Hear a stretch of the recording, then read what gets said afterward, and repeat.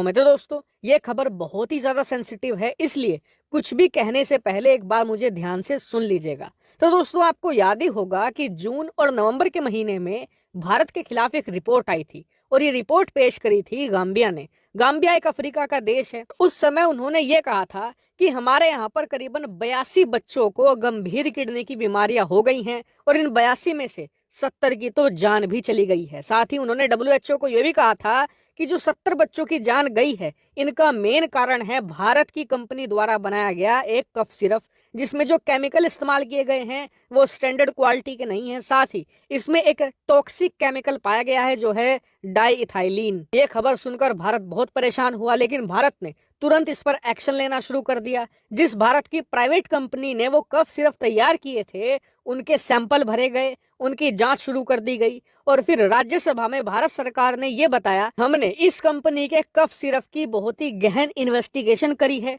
Lab testing भी बहुत बारीकी से की गई है, लेकिन हमें एक भी ऐसा केमिकल नहीं मिला है जो खराब क्वालिटी का हो। साथ ही गाम्बिया जो कह रहा है कि भारतीय कंपनी द्वारा बनाए गए कफ सिरप में डाईइथाइलिन नाम का टॉक्सिक केमिकल मिला है, तो देखिए हमने सबसे एडवांस लेबोरेटरी में इसकी टेस्टिंग करी है, लेकिन हमें इस तरीके का जहरीला पदार्थ इस कफ सिरप में नहीं मिला है। अब जैसे ही भारत ने ये रिपोर्ट राज्यसभा में पेश करी उसके तुरंत बाद ये मामला तत्काल दब गया था और पिछले कई महीनों से शांत पड़ा था, लेकिन अब यह मामला दोबारा फिर से उठ चला है। दरअसल अब उठाया है इसे उज्बेकिस्तान ने। उज्बेकिस्तान ने यह रिपोर्ट किया है कि हमारे देश में करीबन 21 बच्चे किडनी और रेस्पिरेटरी डिजीज से गंभीर रूप से बीमार हो चले हैं और इन 21 बच्चों में से 18 की दुखद रूप से मृत्यु हो गई है। आगे उज्बेकिस्तान ये कहता है कि हमने ये पाया है इन्वेस्टिगेशन में कि इन 21 बच्चों ने भारतीय कंपनी द्वारा बनाया गया एक डोक 1 मैक्स नाम का कफ सिरप लिया था और इस कफ सिरप में इथाइलिन ग्लाइकोल नाम का एक टॉक्सिन पदार्थ था, जिसकी वजह से ये पूरा कांड हुआ है।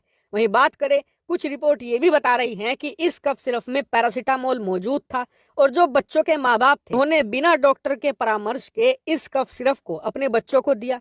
क्योंकि इसमें पैरासीटामोल मौजूद थी और बच्चों को किसी भी प्रकार का बुखार नहीं था, इसीलिए बच्चों को किडनी और रेस्पिरेटरी से संबंधित बीमारियां हुई और बाद में उनकी मृत्यु हो गई। लेकिन कारण चाहे जो भी हो, बच्चों की दुखद जान गई है, इस बात से इनकार नहीं किया जा सकता। इसीलिए WHO भी इन्वेस्टिगेट करेगा और भारत सरकार भी इसकी जांच शुरू कर चुकी है। जो ये कंपनी थी इसकी फैक्ट्री थी नोएडा में और वहीं से इनके सैंपल भरे जा चुके हैं और इनकी जांच बहुत ही गहनता से की जा रही है और भारत सरकार इस बार इस पूरे मामले को बहुत ही सीरियसली ले रही है। इसका सबसे बड़ा कारण यह है कि अब से 3 दिन पहले ही खबर निकलकर सामने आई थी कि भारत की जो फार्मा इंडस्ट्री है वो बहुत तेजी से ग्रो कर रही है। मैंने भी आपको खबर दी थी कि भारत इस साल फार्मा एक्सपोर्ट के मामले में सारे रिकॉर्ड तोड़ देगा और करीबन 27 बिलियन डॉलर का एक्सपोर्ट करके इतिहास रच देगा। अब इस खबर के 2 दिन बाद ही इस खबर का आना कि भारतीय दवाइयों से बच्चों की जान जा रही है, ये कहीं ना कहीं शंका तो पैदा करता है।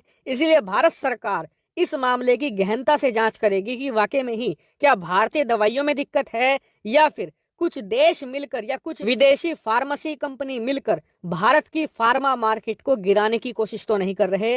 हर एक एंगल से इसकी गहन जांच की जाएगी। मेरा मानना इस खबर पर यह है कि भारत सरकार बहुत ही ईमानदारी से इसकी जांच करे और अगर जांच में ये पाया जाता है कि वाकई में ही भारतीय कंपनी द्वारा बनाए गए सिरप में कोई दिक्कत है तो उन्हें कड़ी से कड़ी सजा दी जाए। लेकिन अगर ये पाया जाता है कि जी कफ सिरप में कोई भी दिक्कत नहीं है और कुछ कंपनियां मिलकर भारत को गिराने की कोशिश में है, उन्हें भी उतनी ही बराबर कड़ी सजा मिले। वहीं अंत में ये कहना चाहूंगा कि इस पूरे मामले से जितने भी बच्चों की जान गई है, भगवान उनकी आत्मा को शांति दे, उनके परिवारों को इस दुख को सहने की शक्ति दे। फिलहाल इस वीडियो में इतना ही। Thank you very much for watching video.